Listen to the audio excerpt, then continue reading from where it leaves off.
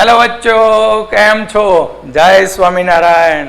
આપણે લાસ્ટ લેક્ચરની અંદર સમૂહ 15 કમ્પ્લીટ કર્યો। આજે આપણે સ્ટાર્ટ કરીશું સમૂહ 16। શું સ્ટાર્ટ કરીશું? સમૂહ 16। સમૂહ 16 સ્ટાર્ટ કરીએ પહેલા આપણે થોડું પેટ્રોલ ભરી દઈએ, બરાબર, જેથી આપણી ગાડી પિકઅપમાં ચાલુ રહે।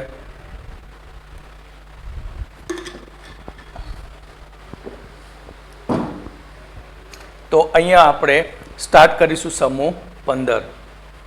समूह 15 के जेने ऑक्सीजन समूहना तत्वों अथवा तो चाल्कोजन समूहना तत्वों कहेवामां आवे छे। जेमनी इलेक्ट्रॉन रचना तो ऑक्सीजन, सल्फर, सिलेनियम, टेल्युरम, पोलोनियम अने लिवरमोरियम। समूह 16 नी अंदर केटला तत्वों आवेला छे?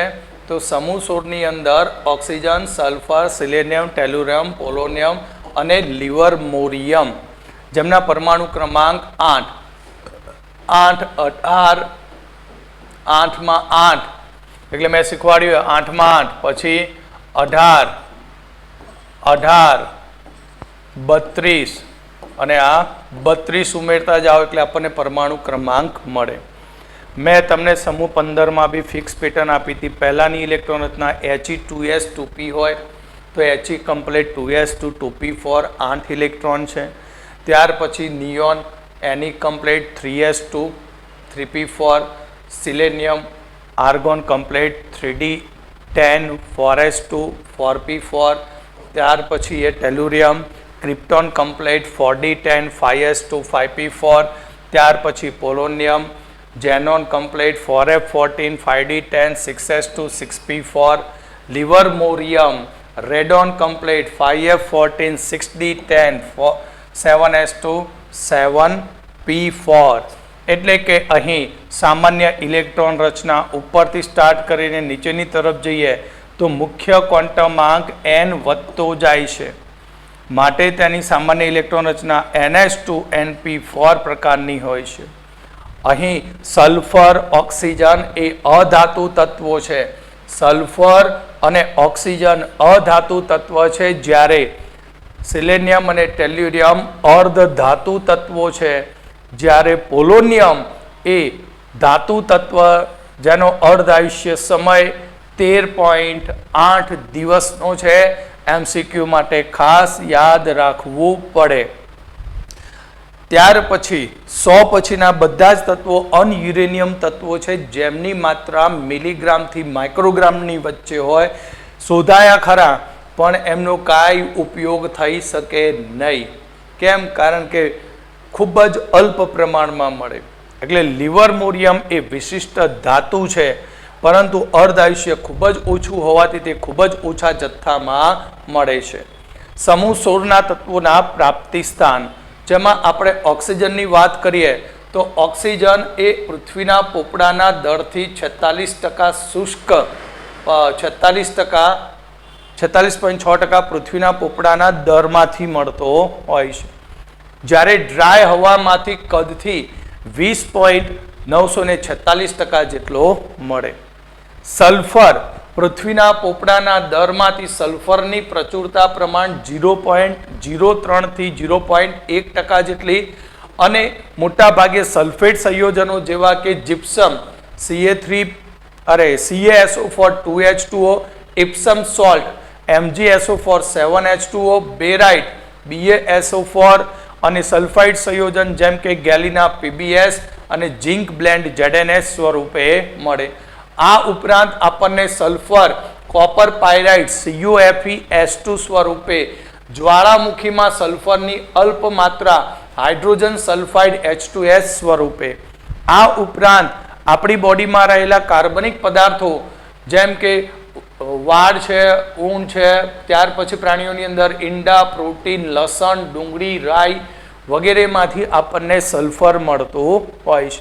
સલ્ફર ક્યાંથી મળે? જૈવિક પદાર્થોમાં તો જોઈએ તો ઈંડા, પ્રોટીન, લસણ, ડુંગળી, રાઈ, વાળ અને ઊનમાંથી મળે। સિલેનિયમ આપને સેલેનાઇટ સંયોજનમાંથી મળશે। ટેલ્યુરિયમ એ ટેલ્યુરાઇટ સંયોજનમાંથી। પોલોનિયમ જ્યારે યુરેનિયમનું ક્ષયન થવા આવે, થોરિયમનું ક્ષયન થતું હોય આ બે રેડિયો એક્ટિવ તત્વોના ક્ષયન થવાથી અંતિમ નિપજ ત્યાં આપણને પોલોનિયમ મળતી હોય છે. તો સમૂહ 16ના તત્વોના આપણે ભૌતિક ગુણધર્મો, જો દરેક સમૂહના ભૌતિક ગુણધર્મોમાં થોડોક જ ફેરફાર હોય, બાકી બધું સેમ જ હોય. ઇલેક્ટ્રોન રચના, તો સમૂહ 16ના તત્વની બાહ્યતમ કોષની અંદર 6 ઇલેક્ટ્રોન આવેલા હોય છે. આથી તેની સામાન્ય ઇલેક્ટ્રોન રચના ns2np4 પ્રકારની છે. સમૂહ 16ના તત્વની બાહ્ય કોષમાં 6 ઇલેક્ટ્રોન રહેલા છે. તેથી તેમની સામાન્ય ઇલેક્ટ્રોન રચના ns2np4 પ્રકારની છે. પરમાણુય ત્રિજ્યા અને આયનીય ત્રિજ્યા દરેક માટે વાત કરી દો. ઓક્સિજન, સલ્ફર, સિલેનિયમ, ટેલુરમ, બહુ થઈ ગયું આટલું. 2s2 2p4, 3s2 3p4, 4s2 4p4, 5s2 5p4. તો અહીં આ સમૂહના તત્વોની ઇલેક્ટ્રોન રચનામાં આ કેન્દ્ર છે. કેન્દ્રની ફરતે પહેલો કોષ n બરાબર 1, બીજો કોષ n બરાબર 2, n બરાબર 3, n બરાબર 4. એટલે આપણે વાત કરીએ તો અહીં ઓક્સિજનનો સંયોજકતા ઇલેક્ટ્રોન ક્યાં આવેલો છે? તો ઓક્સિજનનો સંયોજકતા ઇલેક્ટ્રોન n બરાબર 2 માં, સલ્ફરનો સંયોજકતા ઇલેક્ટ્રોન n બરાબર 3 માં, સેલેનિયમનો ઇલેક્ટ્રોન n બરાબર 4 માં. એટલે તમે જોઈ શકો છો કે અહીં મુખ્ય ક્વોન્ટમાંક વધતો જાય છે, એટલે ઇલેક્ટ્રોનનું કેન્દ્રથી અંતર વધતું જાય છે. એટલે કે n નું મૂલ્ય વધવાને કારણે તેમની રેડિયસ વધે છે. રેડિયસ વધે, આયનીય ત્રિજ્યા, પરમાણુય ત્રિજ્યા વધે તો ઇલેક્ટ્રોનનું કેન્દ્ર ઉપરનું આકર્ષણ બળ ઘટતું જાય. આકર્ષણ બળ ઘટે તો આયોનાઇઝેશન એનર્જી ઘટી જાય.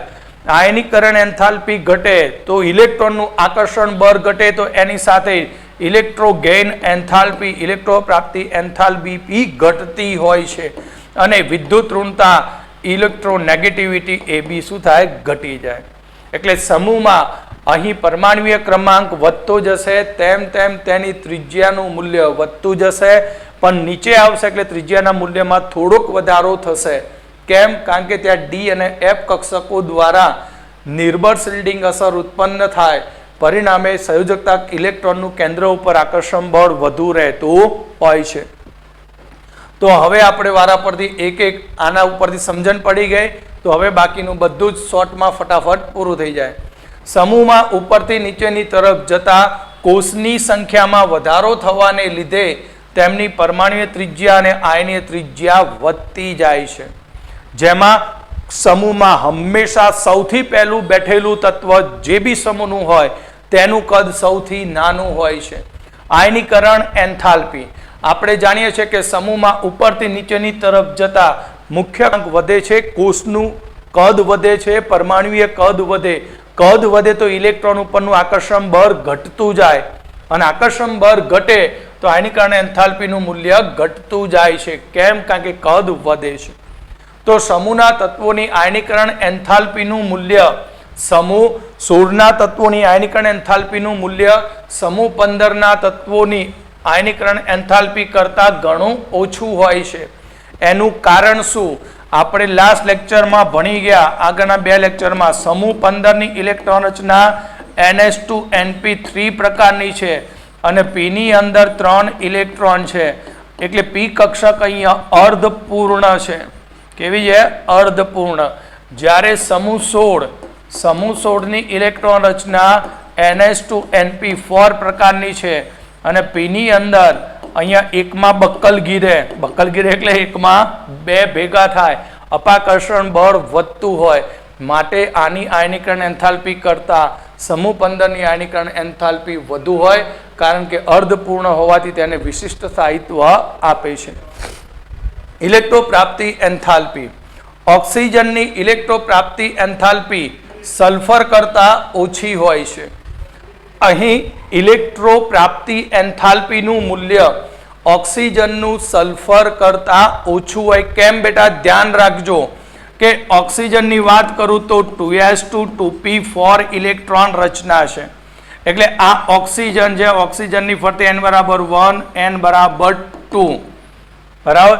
એટલે અહીંયા આપણા ઇલેક્ટ્રોન 2p4 એટલે 2px2, 2py1 અને 2pz1 છે. હવે જ્યારે કોઈ નવો ઇલેક્ટ્રોન મેળવે, સપોઝ તે ઇલેક્ટ્રોન શું કરે છે? ઇલેક્ટ્રોન મેળવે છે, તો એ ઓક્સિજનમાં આવનારો નવો ઇલેક્ટ્રોન એ 2p કક્ષકમાં જશે. એટલે 2p મતલબ n બરાબર 2 માં જશે. જ્યારે સલ્ફરની વાત કરીએ તો 3s2 3p4 છે. એટલે આ કેન્દ્ર છે, કેન્દ્રની ફરતે n બરાબર 1, n બરાબર 2, n બરાબર 3. હવે સપોઝ સલ્ફર ઇલેક્ટ્રોન મેળવે તો એ ઇલેક્ટ્રોન 2p માં જશે, પરંતુ 3p માં જશે, પણ અહીંયા n બરાબર શું? 3 છે. અહીંયા ઘર નાનું છે, એક રૂમનું મકાન છે, સમજો બરાબર, એક રૂમનું મકાન છે અથવા તો 2 રૂમનું મકાન છે, એક રસોડું છે અને એક હોલ છે.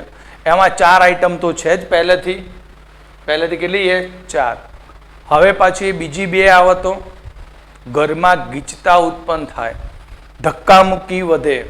એટલે ઓક્સિજનમાં n બરાબર 2 હોવાથી, કદ નાનું હોવાથી અપાકર્ષણ બળ વધુ હોય, એટલે સહેલાથી ઇલેક્ટ્રોન દાખલ થાય નહીં. સલ્ફર 3BHK વાળો છે અને એમાં 4 જ સભ્યો છે, એટલે કદ સલ્ફરનું n બરાબર 3 માટે મોટું હોવાથી તેમાં 2 ઇલેક્ટ્રોન સરળતાથી દાખલ થઈ શકે છે, અને 2 ઇલેક્ટ્રોન સરળતાથી દાખલ થતા હોવાથી તે વધુ ઉર્જા ઉત્સર્જિત કરી શકે છે.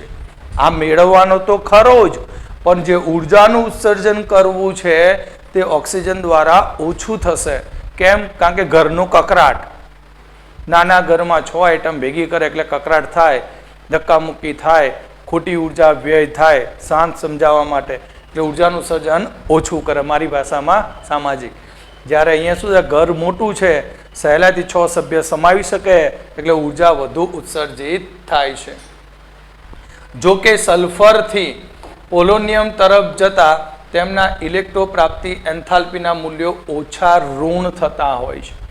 ઓછા ઋણ એટલે ઉત્સર્જિત થતી ઉર્જા છે. વિદ્યુત ઋણતા, અહીં આવર્ત કોષ્ટકમાં આવતા બધા જ તત્વોમાં ફ્લોરિન પછી સેકન્ડ નંબરે સૌથી વધુ વિદ્યુત ઋણતા ધરાવતું તત્વ ઓક્સિજન છે. ફ્લોરિનની ઇલેક્ટ્રોનેગેટિવિટી 4 છે, જ્યારે ઓક્સિજનની ઇલેક્ટ્રોનેગેટિવિટી 3.5. પછી બીજા કોઈની 3.5 આખા આવર્ત કોષ્ટકમાં નથી. વિદ્યુત ઋણતાનું મૂલ્ય બી એ ડિપેન્ડ કોના ઉપર આધાર રાખે? કદ ઉપર. જેમ કદ મોટું થશે તેમ ઇલેક્ટ્રોન ઉપરનું આકર્ષણ બળ ઘટતું જશે, તો વિદ્યુત ઋણતા બી શું થાય? ઘટતી જાય. તો અહીં ઓક્સિજનથી પોલોનિયમ તરફ આપણે જોઈએ કે ધાત્વીય લક્ષણ શું થાય? વધે.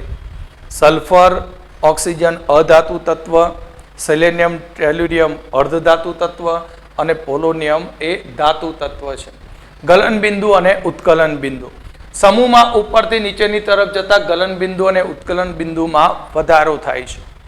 સલ્ફર અને ઓક્સિજનના ગલન બિંદુ ઉત્કલન બિંદુ વચ્ચે ઘણો મોટો તફાવત છે, કારણ કે કદનો તફાવત છે. સલ્ફર ઓક્સિજનનું કદ નાનું છે, એટલે તેમના વચ્ચે ગલન બિંદુ ઉત્કલન બિંદુમાં ઘણો મોટો તફાવત જોવા મળે. જ્યારે સેલેનિયમ ટેલ્યુરિયમ પોલોનિયમમાં કઈ કક્ષકો આવે? ડી અને એફ, નિર્બળ શિલ્ડિંગ અસર થતી હોય છે.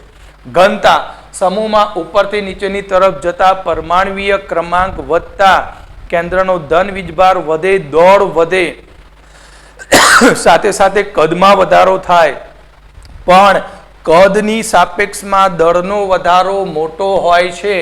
માટે ઘનતા ડી બરાબર દળ ભાગ્યા વી. કદ વધે એના કરતાં આ ડબલ વધતું હોય, માટે અહીં સમૂહમાં ઉપરથી નીચેની તરફ જઈએ તેમ ઘનતા વધતી જાય છે. ઓક્સિડેશન અવસ્થા, આ સમૂહના તત્વોની ઇલેક્ટ્રોન રચના NH2NP4 પ્રકારની છે. NH2NP4 પ્રકારની હોવાથી આની અંદર આપણને 2 ઇલેક્ટ્રોન મેળવીને -2 -1, 2 ઇલેક્ટ્રોન ગુમાવી +2, 4 ગુમાવી +4, 6 ગુમાવી +6, આટલી ઊંચી ઓક્સિડેશન અવસ્થાઓ આ સંયોજનોમાં જોવા મળે છે. ઇલેક્ટ્રોન રચના NH2NP4 પ્રકારની હોય છે, માટે અહીં આપણને વિવિધ ઓક્સિડેશન અવસ્થાઓ આ સમૂહમાં જોવા મળે. જેમાં ઓક્સિજનની અંદર આપણને 4 વેરાયટી જોવા મળે. એક -2, -1, +1 અને +2 ઓક્સિડેશન અવસ્થા જોવા મળે. પરંતુ મોટા ભાગના સંયોજનોમાં ઓક્સિજનની ઓક્સિડેશન અવસ્થા -2 હોય છે. મોટા ભાગના સંયોજનોમાં ઓક્સિજનની ઓક્સિડેશન અવસ્થા -2 હોય છે. જેમ કે H2O માં O નો ઓક્સિડેશન આંક -2, કમિનોફોર અરે KMnO4 જેમાં O ની ઓક્સિડેશન અવસ્થા -2 હોય છે. પરંતુ પેરોક્સાઇડ સંયોજનોમાં O ની ઓક્સિડેશન અવસ્થા -1. આપણે સારી રીતે રેડોક્સ ભણી ગયા હોય ચેપ્ટર, તો અહીંયા કોઈ ઓક્સિડેશન અવસ્થામાં તમને કોઈ તકલીફ પડે નહીં. પેરોક્સાઇડ સંયોજનોમાં O ની ઓક્સિડેશન અવસ્થા -1, જેમ કે H2O2 hydrogen peroxide, sodium peroxide. ત્યાર પછી ઓક્સિજન જ્યારે ફ્લોરિન સાથે હોય ત્યારે જ O ની ઓક્સિડેશન અવસ્થા +1 જોવા મળતી હોય છે. જ્યારે ઓક્સિજન ફક્ત ફ્લોરિન સાથે જોડાયેલો હોય ત્યાં જ O ની ઓક્સિડેશન અવસ્થા આપણને ધન મળશે. કેમ? કારણ કે ફ્લોરિનની વિદ્યુત ઋણતા 4 છે અને ઓક્સિજનની ઇલેક્ટ્રોનેગેટિવિટી 3.5. જેની વિદ્યુત ઋણતા વધુ હોય તે નેગેટિવ ચાર્જ મેળવે, ઓછી હોય તે કયો ચાર્જ મેળવે? પોઝિટિવ. તો અહીં OF2 માં O ની ઓક્સિડેશન અવસ્થા +2 કઈ હશે? +2, કારણ કે F-1. તો OF2 માં O ની ઓક્સિડેશન અવસ્થા +2, અથવા તો ચલો આની અંદર સુધારો કરી દો સૂત્રમાં. અહીંયા આપણે +1 રાખવી હોય તો ઓક્સોફ્લોરાઇડમાં O2F2, બેટા સુધારો કરજો. O2F2 માં O ની ઓક્સિડેશન અવસ્થા +2 અને OF2 માં O ની ઓક્સિડેશન અવસ્થા O2F2 માં O ની ઓક્સિડેશન અવસ્થા +1 અને OF2 માં O ની ઓક્સિડેશન અવસ્થા +2 હોય છે. સલ્ફર, સિલેનિયમ, ટેલ્યુરિયમ એ આપણને 4 વેરાયટીમાં જોવા મળે. +2, +4, +6 ઓક્સિડેશન અવસ્થાઓ ધરાવે છે. -2 ઓક્સિડેશન અવસ્થા સમૂહમાં ઉપરથી નીચેની તરફ જતા એની સ્થાયીતા શું થાય? ઘટતી જાય. કેમ? કારણ કે ઓક્સિજનનું કદ નાનું છે. કોનું કદ નાનું છે? ઓક્સિજનનું. બરાબર? ઓક્સિજનનું કદ નાનું છે. સલ્ફરનું કદ તેના કરતાં મોટું છે. બરાબર? ત્યાર પછી આપણે બીજા કોઈની વાત કરીએ, સેલેનિયમ. તો સિલેનિયમનું કદ ટેલ્યુરિયમ કરતાં બી મોટું છે. કદ મોટું થતું જાય તો ઇલેક્ટ્રોન ઉપરનું આકર્ષણ બળ ઘટતું જાય. આથી -2 ઓક્સિડેશન અવસ્થાની સ્થાયીતા ઘટતી જાય છે. પોલોનિયમની અંદર -2 ઓક્સિડેશન અવસ્થા આપણને ક્યાંક ભાગ્યે જ જોવા મળે છે. બાકી -2 ઓક્સિડેશન અવસ્થા શક્ય નથી. સલ્ફર, સિલેનિયમ, ટેલ્યુરિયમ, પોલોનિયમમાં સામાન્ય રીતે +4 અને +6 ઓક્સિડેશન અવસ્થાઓ વધુ પ્રમાણમાં જોવા મળે છે. સલ્ફર, સિલેનિયમ, ટેલ્યુરિયમ અને પોલોનિયમમાં +6 અને +4 ઓક્સિડેશન અવસ્થા વધુ જોવા મળે છે. સલ્ફર, સિલેનિયમ, ટેલ્યુરિયમ ઓક્સિજન સાથે જોડાઈને +4 ઓક્સિડેશન અવસ્થા ધરાવી શકે. જેમ કે SO2, SeO2, TeO2, sulphur dioxide, selenium dioxide, tellurium dioxide, જેમાં ઓક્સિજન સાથે +4 ઓક્સિડેશન અવસ્થા. જ્યારે ફ્લોરિન સાથે +6 ઓક્સિડેશન અવસ્થા ધરાવે છે. સલ્ફર હેક્ઝાફ્લોરાઇડ, સિલેનિયમ હેક્ઝાફ્લોરાઇડ, ટેલ્યુરિયમ હેક્ઝાફ્લોરાઇડ ઓક્સિજન સાથે સામાન્ય રીતે +4 ઓક્સિડેશન અવસ્થા અને ફ્લોરિન સાથે +6 ઓક્સિડેશન અવસ્થા ધરાવતા હોય છે. પણ સમૂહમાં ઉપરથી નીચેની તરફ જઈશું તો +6 ઓક્સિડેશન અવસ્થાની સ્થાયીતા ઘટતી જાય છે, જ્યારે +4 ઓક્સિડેશન અવસ્થાની સ્થાયીતા વધતી જાય છે. કેમ? કારણ કે ઇલેક્ટ્રોન રચના NH2NP4 છે.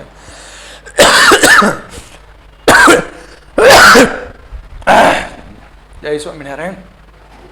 તો અહીં +6 ઓક્સિડેશન અવસ્થાની સ્થાયીતા નીચેની તરફ ઘટે છે, જ્યારે +4 ઓક્સિડેશન અવસ્થાની સ્થાયીતા વધે. એનું કારણ શું? એનું કારણ સિલેનિયમ ટેલ્યુરિયમમાં ડી કક્ષક આવે, જ્યારે પોલોનિયમની અંદર ડી અને એફ કક્ષક હોય. ડી અને એફ કક્ષક દ્વારા કેન્દ્ર ઉપર એક ખૂબ જ નિર્બળ શિલ્ડિંગ અસર થાય. શું થશે? નિર્બળ શિલ્ડિંગ અસર થાય. એ નિર્બળ શિલ્ડિંગ અસરને કારણે આ 4p ના ઇલેક્ટ્રોન સહેલાઈથી દૂર થઈ શકે, પરંતુ નિર્બળ શિલ્ડિંગ અસરોને કારણે ns ના બે ઇલેક્ટ્રોનનું કેન્દ્ર તરફ આકર્ષણ બળ ખૂબ જ વધુ હોય. પરિણામે ns ના બે ઇલેક્ટ્રોન ગુમાવી શકતો નથી. કોણ? પોલોનિયમ. માટે +4 ઓક્સિડેશન અવસ્થા +6 કરતા સમૂહમાં નીચેની તરફ જતા વધુ સ્થાયી બનતી હોય છે. સમૂહ 16 ના તત્વોની રાસાયણિક પ્રતિક્રિયાત્મકતા સમજાવો. તો એમાં સૌથી પહેલી હાઇડ્રોજન સાથેની પ્રક્રિયા. સમૂહ 16 ધારો કે સામાન્ય રીતે હું એને કહું x, તો -2 ઓક્સિડેશન અવસ્થા અને હાઇડ્રોજનની કઈ +1, તો બેનું લશ્કર જોડાય તો શું બને? H2X બને. અથવા E લઉં તો બી વાંધો નહીં. એટલે હાઇડ્રોજન સાથે જોડાઈને H2E પ્રકારના હાઇડ્રાઇડ બનાવશે. કેવા બનાવશે? H2E પ્રકારના, જ્યાં E તરીકે ઓક્સિજન, સલ્ફર, સેલેનિયમ, ટેલ્યુરિયમ, પોલોનિયમ, તો આ પ્રકારના હાઇડ્રાઇડ બને છે. તેમના એસિડિક લક્ષણની વાત કરીએ તો H2O થી H2TE તરફ જતા તેનું એસિડિક વલણ વધતું જાય છે. કેમ? કારણ કે આ H સમજો કે હું H મૂકી દઉં, આ એક H અને આ H. ઓક્સિજન અને હાઇડ્રોજનના વાત કરીએ તો તેના કદની વચ્ચે તફાવત ઓછો છે. સલ્ફરનું કદ તેના કરતાં મોટું, સેલેનિયમનું તેના કરતાં મોટું, ટેલ્યુરિયમનું તેના કરતાં મોટું કદ, પોલોનિયમનું કદ ખૂબ જ મોટું. એટલે બંધ લંબાઈ બંને વચ્ચેની શું થાય? એ OH પાણીમાં કેવી હોય? ઓછી હોય. બંધ ટૂંકો છે, માટે આને તોડવો બંધ કેવો બને? મુશ્કેલ બને. સહેલાઈથી H મુક્ત થાય નહીં. જ્યારે PO H2TE ને અહીંયા સુધીની વાત કરીએ તો TE નું કદ મોટું છે, H નું કદ નાનું છે, એટલે બંધ લંબાઈ વધુ છે, માટે બંધ એ સહેલાઈથી તૂટે અને સહેલાઈથી H+ મુક્ત કરે. માટે H2TE એ વધુ એસિડિક ગુણધર્મ ધરાવે છે.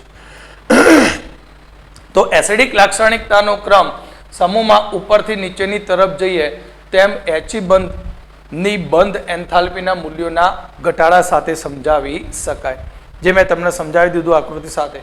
સમૂહમાં ઉપરથી નીચેની તરફ જતા He બંધની બંધ એન્થાલ્પીના મૂલ્યો ઘટે છે. એ બંધ એન્થાલ્પીના મૂલ્યો ઘટવાને કારણે હાઇડ્રાઇડ સંયોજનોની તાપીય સ્થાયીતા H2O થી H2TE તરફ જતા ઘટતી જાય. H2PO તરફ જતા શું થાય? ઘટે. આપણે એસિડિકતાની વાત કરી તો એસિડિક પ્રબળતા H2O, H2S, H2SE, H2TE તરફ જઈએ એમ વધે. જેમ એસિડિક પ્રબળતા વધતી હોય તો બંધ સહેલાઈથી તૂટે. એનો મતલબ H2TE, H2PO ની સ્થાયીતા ખૂબ જ ઓછી હોય. સૌથી વધુ સ્થાયીતા કોની હશે? H2O ની હોય છે. પાણી સિવાયના બધા જ હાઇડ્રાઇડ એ રિડક્શન કરતાનો ગુણધર્મ ધરાવે છે. કેમ? કારણ કે એસિડિક પ્રબળતા વધતી જાય તો H સહેલાઈથી મુક્ત થાય.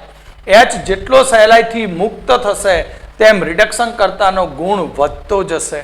એટલે પાણી રિડક્શન કરતા નથી, પણ H2S, H2SE, H2TE તરફ જઈએ તેમ રિડક્શન કરતાનો ગુણ વધતો જાય છે.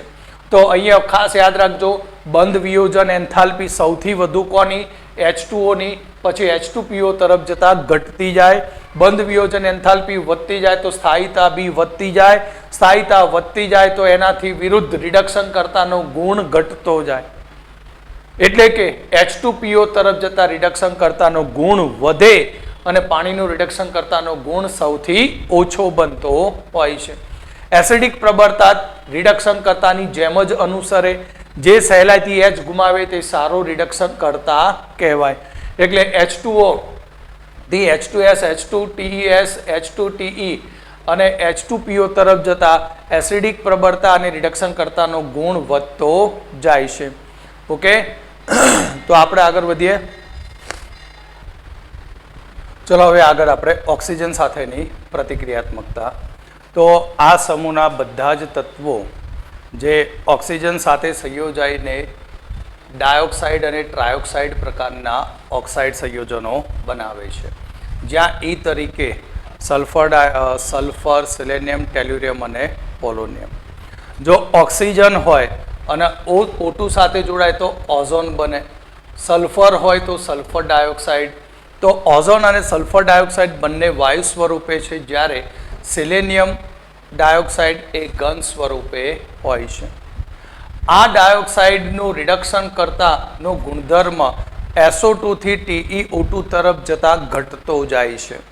યાદ રાખજો, MCQની અંદર અહીંયા SO2 થી TaCO2 અને TeO2 તરફ જતા રિડક્શન કરતાનો ગુણ ઘટે છે. આનાથી વિરુદ્ધ બની જાય કે SO2 થી SeO2 અને TeO2 તરફ જતા ઓક્સિડેશન કરતાનો ગુણ શું થાય? વધે. એટલે SO2 રિડક્શન કરતા છે અને TeO2 ઓક્સિડેશન કરતા છે. સલ્ફર, સિલેનિયમ, ટેલ્યુરિયમ એ E2 પ્રકારના ઓક્સાઇડ ઉપરાંત ટ્રાયોક્સાઇડ પણ બનાવતા હોય છે. અહીં ઓક્સાઇડ સંયોજનો બધા જ એ એસિડિક સ્વભાવે હોય છે. સલ્ફર, સિલેનિયમ, ટેલ્યુરિયમ જે EO2 પ્રકારના ડાયોક્સાઇડ ઉપરાંત EO3 પ્રકારના trioxide, sulphur trioxide, selenium trioxide, tellurium trioxide બનાવે. બંને પ્રકારના ઓક્સાઇડ એસિડિક ગુણધર્મ ધરાવે છે. હેલોજન સાથેની પ્રતિક્રિયાત્મકતા. અહીં સમૂહ 16ના તત્વો સામાન્ય રીતે 3 પ્રકારના હેલાઇડ બનાવે. હેક્ઝાહેલાઇડ, ટેટ્રાહેલાઇડ અને ડાયહેલાઇડ પ્રકારના હેલાઇડ સંયોજનો બનાવે છે. એટલે કે EX6, EX4, EX2, જ્યાં E એટલે સલ્ફર, સિલેનિયમ, ટેલ્યુરિયમ, પોલોનિયમ અને X એટલે હેલોજન તત્વો FClBrI.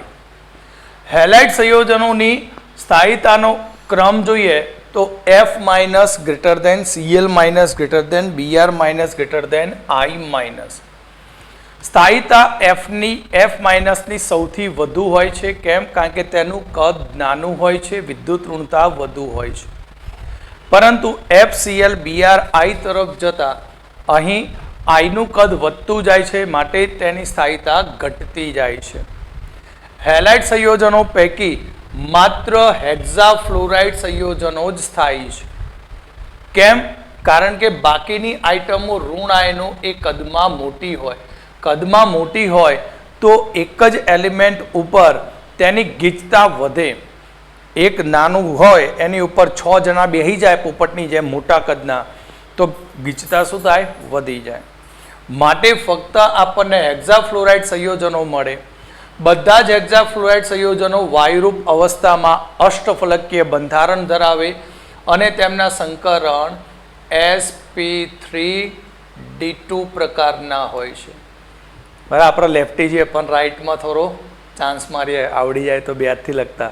3 ઇડિયટ્સની જેમ પેલાના વાયરસ અષ્ટફલકીય આકાર ધરાવે. સલ્ફર હેક્ઝાફ્લોરાઇડ જેની વાત કરીએ તો એ અવકાશીય કારણોસર વિશિષ્ટ રીતે સ્થાયી હોય છે. સલ્ફર હેક્ઝાફ્લોરાઇડ તેની અવકાશીય સ્ટીરિયો ગોઠવણીને આધારે તે વધુ સ્થાયીતા ધરાવે છે. હવે ટેટ્રાફ્લોરાઇડ સંયોજનોની વાત કરીએ તો SF4 વાયુ સ્વરૂપે, SeF4 પ્રવાહી સ્વરૂપે, TeF4 એ ઘન સ્વરૂપે હોય છે. અહીં આ સંયોજનો આપણને sp3d પ્રકારના સંકરણો જોવા મળે છે. ધ્યાન રાખજો બેટા, કેમ sp3d? SF4 બેટા. સલ્ફર જેની ઇલેક્ટ્રોન રચના 3s2 3p4 છે, એટલે તેની સંયોજકતામાં 6 ઇલેક્ટ્રોન છે. એટલે આ સલ્ફર, સલ્ફરની સાથે કેટલા F જોડાયા? 4. તો આ એક F, બીજો F, ત્રીજો F અને આ ચોથો F. એટલે દરેક બંધમાં સલ્ફરનો એક ઇલેક્ટ્રોન ગયો અને બાકીનો એક ઇલેક્ટ્રોન કોનો છે? F નો છે. તો હજી બી સલ્ફરની અંદર 2 ઇલેક્ટ્રોન બાકી રહ્યા, જે લોન પેડ તરીકે હોય છે. કેવા હોય? લોન પેડ તરીકે. તો હવે આ લોન પેર ની આ રીતે આપણે ગોઠવણી કરીએ અને લોન પેરને આકારમાં લઈએ તો આકાર આપણને ત્રિકોણીય દ્વિપિરામિડલ મળશે. પણ વેસેપિયરના નિયમની અંદર એવું કહ્યું છે કે લોન પેરને આકારમાં ગણવા નહીં. એટલે S, આ F, F અને આ F બરાબર, લોન પેરમાં ગણવા નહીં. તો આને હું ઊંધો કરી નાખું. લે ને ભાઈ, તો આ તમે જુઓ, એ નેનો બે છોકરો રમતા હોય, એક બાજુ હૂતો અને હૂતી, 2 જણા ઉપર નીચે ગરબા ગાય, એટલે ચીચુડા જેવો આકાર બની જાય, સીસો આકાર બનતો હોય છે. અહીં મેં તમને શીખવાડ્યું સંકરણમાં સ્ટેરિક નંબર શોધતા શીખવાનું. બોન્ડ પેર પ્લસ લોન પેર ઇલેક્ટ્રોનની સંખ્યા, બંધકારક ઇલેક્ટ્રોનની સંખ્યા 4 અને અબંધકારકની 1, તો 5. 5 હોય તો સંકરણ sp3d સંકરણ થાય. કેમિકલ બોન્ડિંગની અંદર મેં તમને બધા જ ઉદાહરણ કમ્પ્લીટ સમજાવેલા 11th. ધ્યાન રાખો અને એ વિડીયો ફરીથી તમે વોચ કરી લેજો.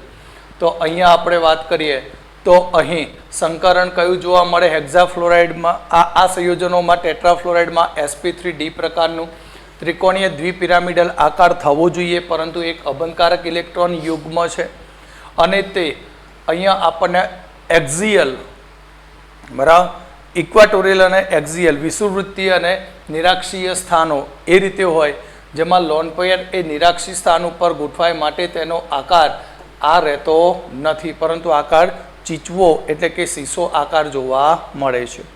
ઓક્સિજન સિવાયના બધા જ તત્વોના ડાયહેલાઇડ સંયોજનો ડાયબ્રોમાઇડ ડાયક્લોરાઇડ બને. અહીં ડાયહેલાઇડ સંયોજનોમાં sp3 સંકરણ જોવા મળે, કારણ કે 2 લોન પેર અને 2 બોન્ડ પેર.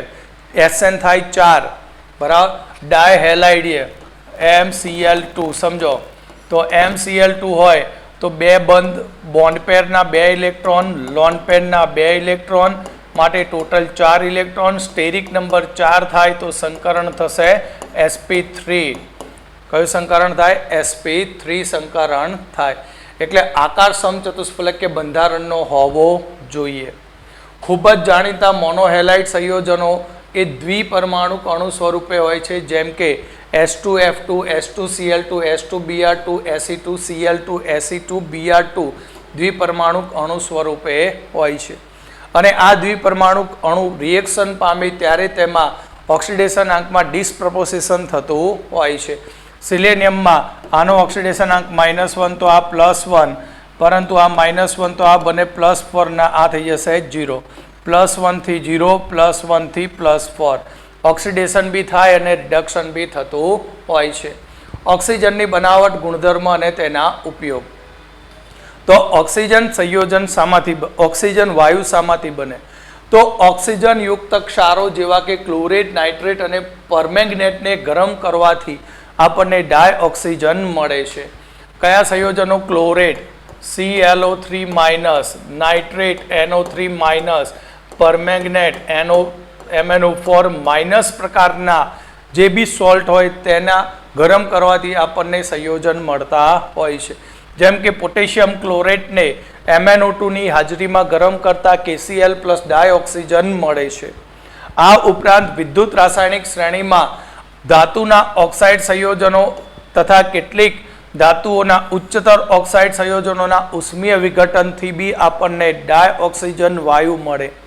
એટલે કે ધાતુના ઓક્સાઇડોને ગરમ કર્યા, જેમ કે સિલ્વર ઓક્સાઇડ Ag2O ને ગરમ કરતા સિલ્વર ધાતુ મુક્ત થઈ ડાયઓક્સિજન વાયુ મળશે. Lead nitrate Pb3 lead oxide Pb3O4 તો એને ગરમ કરવાથી 2PbO plus 6PbO plus O2 gas મળશે. 6PbO પ્લસ O2 ગેસ મળશે. ત્યાર પછી મર્ક્યુરિક ઓક્સાઇડ Hg2O ને ગરમ કરતા મર્ક્યુરી લિક્વિડ છૂટો પડી ડાયઓક્સિજન મળે. PbO2 ને ગરમ કરતા તેમાંથી PbO પ્લસ O2 વાયુ મળતો હોય છે. એટલે કે ધાતુના ઓક્સાઇડને બી ગરમ કરવાથી આપણને અહીં ડાયહાઇડ્રોજન મળે છે. હાઇડ્રોજન પેરોક્સાઇડ સરળતાથી ઉદ્દીપક જેવા કે સૂક્ષ્મ માત્રિક ધાતુઓ અને મેંગેનીઝ ડાયોક્સાઇડ દ્વારા તે પાણી અને ડાયઓક્સિજનમાં વિઘટન પામે છે. હાઇડ્રોજન પેરોક્સાઇડ સૂક્ષ્મ માત્રિક ધાતુ તત્વો જેવી કે પ્લેટિનમ છે, પેલેડિયમ છે તેની હાજરીમાં અને મેંગેનીઝ ડાયોક્સાઇડની હાજરીમાં વિઘટન પામી પાણી અને બનાવશે ઓક્સિજન. એટલે 2H2O2 gives 2H2O plus O2 gas. કોની હાજરીમાં? સૂક્ષ્મ માત્રિક પ્લેટિનમ અને મેંગેનીઝ ડાયોક્સાઇડ MnO2 ની હાજરીમાં. મોટા પાયે તેને પાણી અથવા તો હવામાંથી બનાવી શકાય છે. આપણે જાણીએ છીએ કે પાણીનું વિદ્યુત વિભાજન કરીએ તો એનોડ ઉપર ઓક્સિજન વાયુ અને કેથોડ ઉપર હાઇડ્રોજન વાયુ મળે છે. ઇલેક્ટ્રોકેમિસ્ટ્રીની અંદર આપણે ભણી ગયા છીએ કે અહીં પાણીનું વિદ્યુત વિભાજન થવાથી કેથોડ ઉપર હાઇડ્રોજન વાયુ અને એનોડ ઉપર ઓક્સિજન વાયુ મુક્ત થતો હોય છે. બીજું, હવાનું પ્રવાહીકરણ. ઔદ્યોગિક રીતે ડાયઓક્સિજન વાયુ એ હવાનું પ્રવાહીકરણ કરીને કરવામાં આવે છે. તો સૌપ્રથમ હવામાં રહેલા કાર્બન ડાયોક્સાઇડ અને પાણીની વરાળને દૂર કરીને તેમાંથી ડાયઓક્સિજન વાયુ મેળવવામાં આવે છે. અત્યારે તો કોરોનાના લીધે બધા ઓક્સિજન મશીનો મૂકી દીધા, પણ બનાવવાની રીત આ. હવામાં રહેલા કાર્બન ડાયોક્સાઇડ અને પાણીની બાષ્પ દૂર કર્યા પછી તેમાંથી ડાયઓક્સિજન મેળવવામાં આવે છે. એટલે હવામાંથી કાર્બન ડાયોક્સાઇડ પાણીની બાષ્પ દૂર કર્યા પછી બાકી રહેલા વાયુઓનું પ્રવાહીકરણ કરવાનું. એ વાયુઓમાં ડાયનાઇટ્રોજન હોય અને ડાયઓક્સિજન બી હોય, પણ ડાયનાઇટ્રોજનનું જે ઉત્કલન બિંદુ એ નીચું છે માટે સહેલાઈથી છૂટો પડી જાય. કઈ પદ્ધતિથી? વિભાગીય નિસ્યંદનથી. તો સૌથી પહેલાં નાઇટ્રોજન નીકળે, પછી ડાયઓક્સિજન મળતો હોય છે. ઓક્સિજનના ગુણધર્મની વાત કરીએ તો ઓક્સિજન રંગવિહીન વાસવિહીન વાયુ છે. 293 કેલ્વિન તાપમાને પાણીની દ્રાવ્યતા, પાણીમાં તેની દ્રાવ્યતા જોઈએ તો 100 સેન્ટીમીટર ક્યુબ એટલે 100 મિલી પાણીમાં 3.08 મિલી સુધી તે દ્રાવ્ય થતો હોય છે. ડાયઓક્સિજન 100 મિલી પાણીમાં એટલે 100 સેન્ટીમીટર ક્યુબ પાણીમાં 3.08 સેન્ટીમીટર ક્યુબ ઓક્સિજન દ્રાવ્ય થાય છે.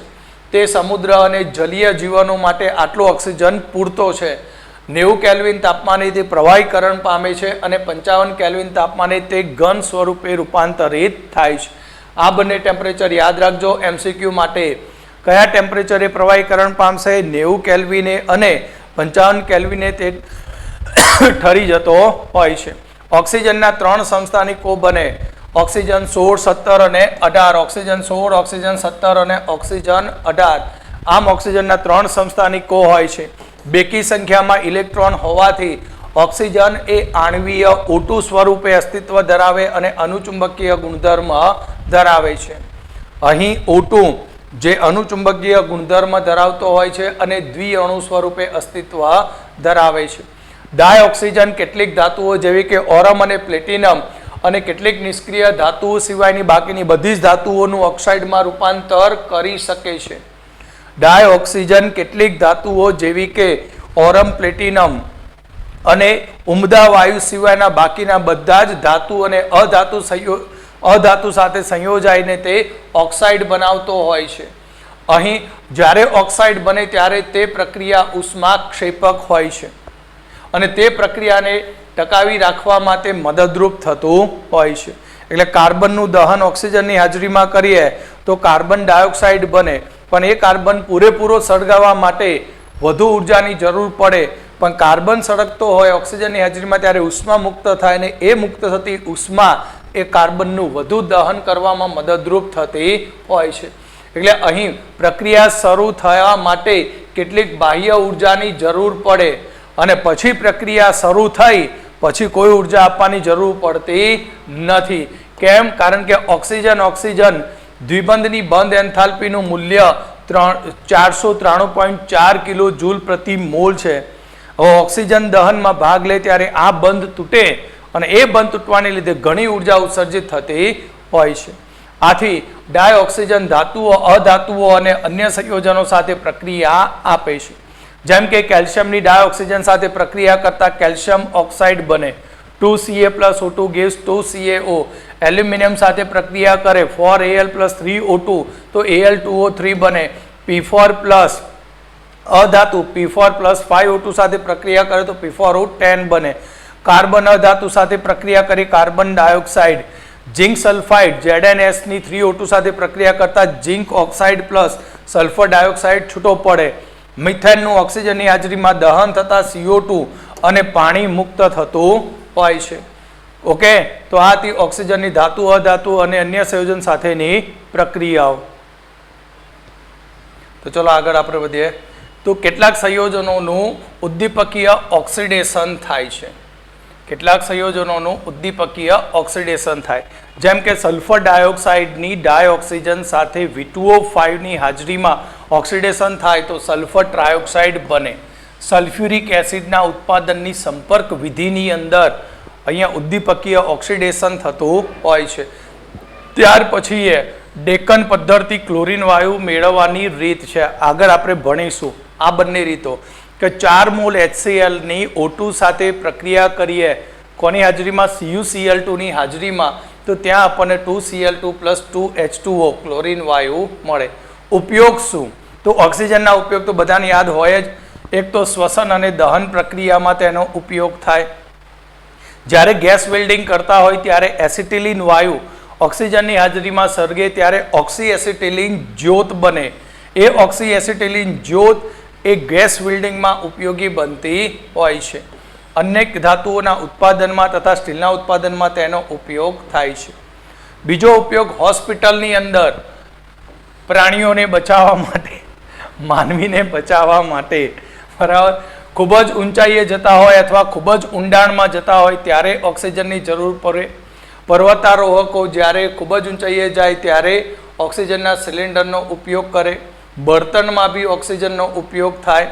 જેમ કે પ્રવાહી ઓક્સિજનમાં હાઇડ્રોજન ઉમેરીએ તો તેનું દહન થાય અને એ દહનથી પુષ્કળ ઉર્જા ઉત્પન્ન થતી હોય છે, માટે તેનો રોકેટમાં ઉપયોગ થાય. શ્વસન અને દહન પ્રક્રિયાઓમાં મહત્તમ ઉપરાંત ઓક્સિજનનો ઉપયોગ એના એક કોપી પેસ્ટ ઓક્સી એસિટિલિન વેલ્ડિંગમાં, અન્ય ધાતુના ઉત્પાદનમાં અને સ્ટીલમાં તેનો ઉપયોગ થાય છે.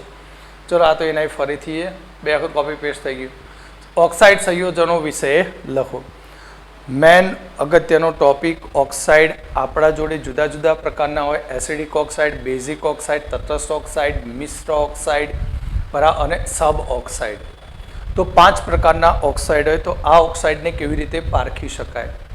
જે ઓક્સાઇડ પાણીમાં ડિઝોલ્વ થઈ એસિડ બનાવે તો એસિડિક ઓક્સાઇડ. જે ઓક્સાઇડ પાણીમાં ડિઝોલ્વ થઈને જો બેઝ બનાવે તો બેઝિક ઓક્સાઇડ. જે ઓક્સાઇડ એસિડ અને બેઝ સાથે પ્રક્રિયા આપે તો તે ઉભય ગુણધર્મી ઓક્સાઇડ. અને કેટલાક ઓક્સાઇડ બે જુદા જુદા ઓક્સાઇડનું સંયોજન હોય તો તેને મિશ્ર ઓક્સાઇડ કહેવામાં આવે છે. સામાન્ય રીતે ઓક્સિજન અન્ય તત્વો સાથે સંયોજાઈને દ્વિઅંગી સંયોજન બનાવે તેને ઓક્સાઇડ કહેવામાં આવે છે, જેની અંદર એક તત્વ 2 અથવા તો વધારે ઓક્સાઇડ સંયોજનો બનાવતા હોય છે. એક તત્વ 2 અથવા વધારે ઓક્સાઇડ સંયોજનો બનાવી શકે છે. આ ઓક્સાઇડ સંયોજનો તેમના સ્વભાવ અને ગુણધર્મોમાં બહોળી હોય છે. એટલે કે અહીં આ ઓક્સાઇડ સંયોજનો જે છે એ ઓક્સાઇડ સંયોજનો એસિડિક, બેઝિક અને ઉભય ગુણધર્મી એમ 3 પ્રકારની અંદર વર્ગીકૃત કરી શકાય છે. તો સૌથી પહેલું એસિડિક ઓક્સાઇડ. જે ઓક્સાઇડ પાણી સાથે સંયોજાઈને એસિડ બનાવે તેને એસિડિક ઓક્સાઇડ કહેવામાં આવે છે. સામાન્ય રીતે અધાતુ તત્વના ઓક્સાઇડ બધા જ એસિડિક ઓક્સાઇડ કહેવામાં આવે છે. એટલે કે અધાત્વીય ઓક્સાઇડ સંયોજનો એ એસિડિક ઓક્સાઇડ કહેવામાં આવે છે. જેમ કે સલ્ફર ડાયોક્સાઇડને પાણીમાં ઓગાળતા સલ્ફ્યુરસ એસિડ બને. ઉદાહરણ તરીકે SO2 carbonic acid, SO3 sulphuric acid, P2O4 phosphorus acid, P4O10 કયો એસિડ બનશે? Phosphoric acid, H2 Cl2O7 perchloric acid, HClO4 strong acid બનશે. એ જ પ્રમાણે Cr2O3 અને Mn2O7 જે પાણીમાં ડિઝોલ્વ થઈને એસિડ બનાવે માટે આ બધા જ ઓક્સાઇડ એસિડિક ઓક્સાઇડ કહેવામાં આવે છે. જે ઓક્સાઇડ પાણી સાથે સંયોજાઈને બેઝ બનાવે તેને કહેવામાં આવશે બેઝિક ઓક્સાઇડ. અને આ બધા જ બેઝિક ઓક્સાઇડ એ ધાત્વીય ઓક્સાઇડ હોય છે અને એ બધા બેઝિક હોય છે. અધાતુના બધા જ ઓક્સાઇડ કેવા હોય? એસિડિક હોય. કેવા હશે? એસિડિક હોય છે. જેમ કે કેલ્શિયમ ઓક્સાઇડ પાણીમાં ઓગળે તો કેલ્શિયમ હાઇડ્રોક્સાઇડ બને. સોડિયમ મોનોક્સાઇડ, FeO, CuO આ બધા બેઝિક ઓક્સાઇડ છે. ઉભય ગુણધર્મી તટસ્થ ઓક્સાઇડ હાવ નકામા. નકામા મતલબ કે તે એસિડ કે બેઝ સાથે પ્રક્રિયા આપતા નથી, તેને તટસ્થ ઓક્સાઇડ કહેવામાં આવે છે. મોસ્ટ IMP આમાંથી MCQમાં પૂછાઈ ગયેલું છે. CO અને NO એ તટસ્થ ઓક્સાઇડ છે. Nitric oxide N2O, nitrous oxide N2O, NO nitric oxide, carbon monoxide તટસ્થ ઓક્સાઇડ છે. ઉભય ગુણધર્મી ઓક્સાઇડ જે ઓક્સાઇડ એસિડ અને બેઝ સાથે પ્રક્રિયા કરે તો તેને ઉભય ગુણધર્મી ઓક્સાઇડ કહેવામાં આવે છે. જેમ કે barium oxide, zinc oxide, aluminium oxide, chromium trioxide, ત્યાર પછી Sb2O3, PbO, SnO, SnO2, GeO, GaO, Ga2O3 આ બધા કહેવાય ઉભય ગુણધર્મી ઓક્સાઇડ. આ બધા ઓક્સાઇડના લિસ્ટ તમારે MCQ માટે યાદ રાખવાના છે. કયા કયા ઉભય ગુણધર્મી? Barium oxide, zinc oxide, aluminium oxide, chromium oxide, antimony oxide, lead oxide, tin oxide, tin SnO2, gallium oxide, gallium oxide. બરાબર. તો Al2O3 એસિડ અને બેઝ સાથે પ્રક્રિયા આપે. જો Al2O3 એસિડ સાથે પ્રક્રિયા આપે તો AlH2O6 3++3Cl 6Cl માઇનસ બનાવતો હોય છે. આ પ્રક્રિયા બી તમારે MCQ માટે યાદ રાખવાની છે. Al2O3 6HCl 9H2O તો 2AlH2O 6 2AlH2O +3 +6Cl માઇનસ. ત્યાર પછી Al2O3 6NaOH 3H2O તો અહીંયા 2Na3AlOH 6 બનશે. સોડિયમ હેક્ઝા હાઇડ્રોક્સો એલ્યુમિનેટ મળતો હોય છે. ત્યાર પછી મિશ્રિત ઓક્સાઇડ કે અહીં ઉદાહરણ તરીકે Pb3O4 તો Pb3O4 બે ઓક્સાઇડનું મિશ્રણ છે, PbO અને PbO2 નું, જેને કહેવામાં આવશે પ્લમ્બોપ્લમ્બિક ઓક્સાઇડ. અહીંયા આની આગળ આવશે 2. બરાબર. આ 2 આના માટે જ છે. 2PbO.PbO2 બે ઓક્સાઇડનું મિશ્રણ છે, એનું નામ આપીશું પ્લમ્બોપ્લમ્બિક ઓક્સાઇડ. આ જ પ્રમાણે Fe3O4 તો 2FeO અને Fe2O3 ફેરસોફેરિક ઓક્સાઇડ. એ જ પ્રમાણે Mn3O4 તો MnO અને Mn2O3 નું મિશ્રણ છે. ત્યાર પછી સબ ઓક્સાઇડ તો સબ ઓક્સાઇડમાં ઉદાહરણ તરીકે એક જ ઉદાહરણ છે C3O2 તો સબ ઓક્સાઇડમાં દરેક એલિમેન્ટનું સંકરણ sp થાય, જેનું બંધારણ આ રીતે થશે C double bond C double bond C double bond O double bond O. બરાબર. તો એનું બંધારણ આ રીતે, જેમાં દરેક કાર્બનનું સંકરણ કયું થશે? sp sp sp. કેમ? કારણ કે બે બાજુ પાયબંધ બને છે અને એક જ કાર્બન બે પાયબંધ બનાવે તો તેનું સંકરણ sp થતું હોય છે. તો આપણે આટલા સુધી રાખીએ, બાકીનું હવે આપણે નેક્સ્ટ લેક્ચરમાં જોઈશું. જય સ્વામિનારાયણ.